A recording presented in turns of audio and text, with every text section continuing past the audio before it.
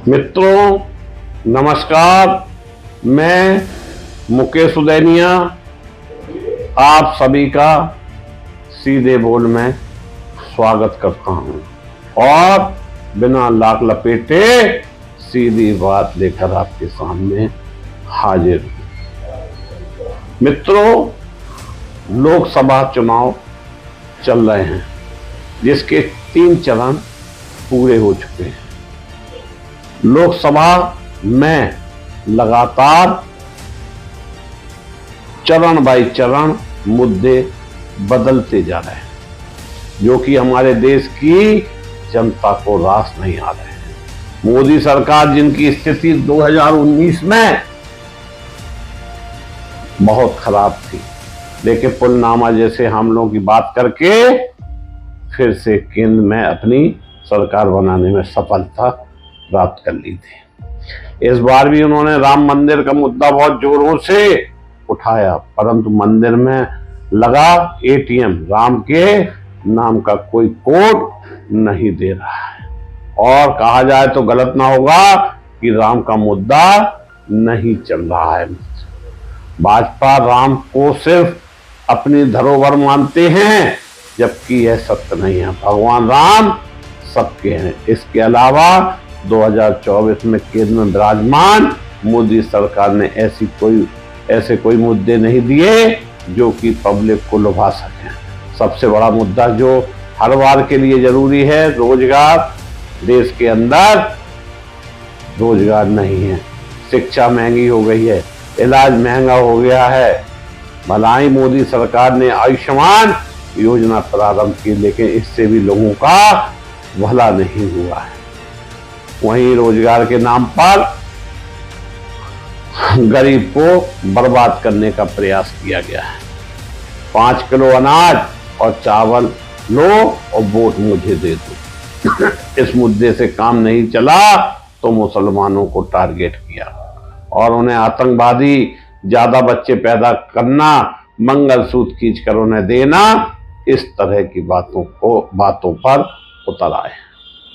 देश में चुनाव मुद्दा विहीन हो गए। पहले चुनाव में लोग मुद्दों पर बहस करते थे और इन्हें मुद्दा बनाते थे, परंतु धर्म की राजनीति में सब कुछ पीछे हो गया है। भाजपा नेता या उनके प्रवक्ता कहते हैं कि कुछ है, करते कुछ और है। सुप्रीम कोर्ट के फैसला बदल दिए गए। सुप्रीम कोर्ट ने चुनाव आयुक्त को लेकर आदेश किया था, जिसमें उन्होंने यह भी कहा था कि चुनाव आयोग को मजबूत होना चाहिए और अगर जरूरत पड़े तो प्रधानमंत्री पर भी कार्रवाई कर सके।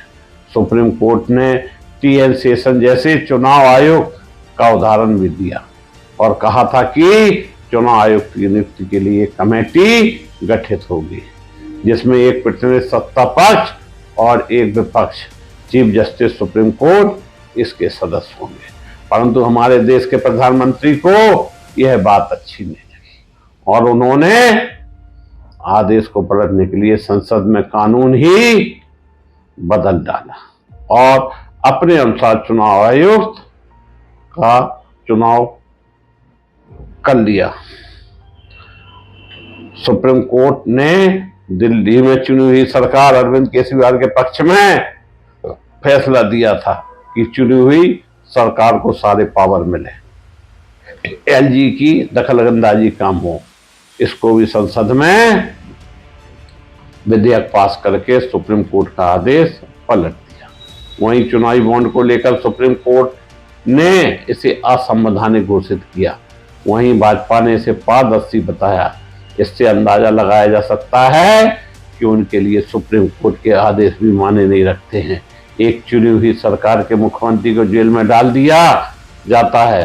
अब जब सब मुद्दे खत्म हो गए तो फिर से अंबानी और अडानी ने टेम्पू में भर भर के काला धन के बोरे राहुल गांधी को दिए हैं। यह सब कहना बहुत सरल है, परंतु सिद्ध करना बहुत कठिन। हमारे देश के प्रधानमंत्री मोदी जी बताएंगे कौन से टेम्पू हैं, उनके नंबर क्या हैं। अगर बोरों में रुपया जा रहा था तो उनके पास इतनी एजेंसियां उसे पकड़वा सकते थे, लेकिन कहने से मतलब है। इतना ही नहीं, अब हमारे देश के प्रधानमंत्री कहने लगे कि मुझे 4 से सीटें दे दो, नहीं तो राम मंदिर पर बाबरी ताला लग जाएगा। 370 वापस आ जाएगी। हमारे देश के प्रधानमंत्री जो कि 140 करोड़ लोगों का प्रतिनिधित्व करते हैं, जब वो इस तरह की बातें करते हैं तो देश की आम जनता क्या सोचेगी। हमारे देश को फ्री में खाने की जो आदत गरीबों के अंदर डाल दी है, इससे हमारा विकास थम गया है। किसानों की हालत खराब है, किसानों का कर्जा बढ़ रहा है। किसान आंदोलन में 700 से अधिक किसान मारे गए, उन पर हमारे देश के प्रधानमंत्री कुछ भी नहीं बोले।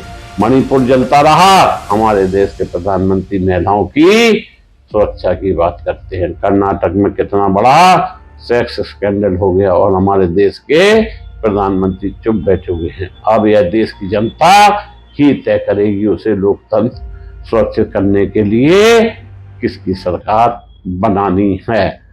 मैं मुकेश सुदैनिया पुनः आपको नमस्कार करके अपनी बात समाप्त करता हूं। धन्यवाद।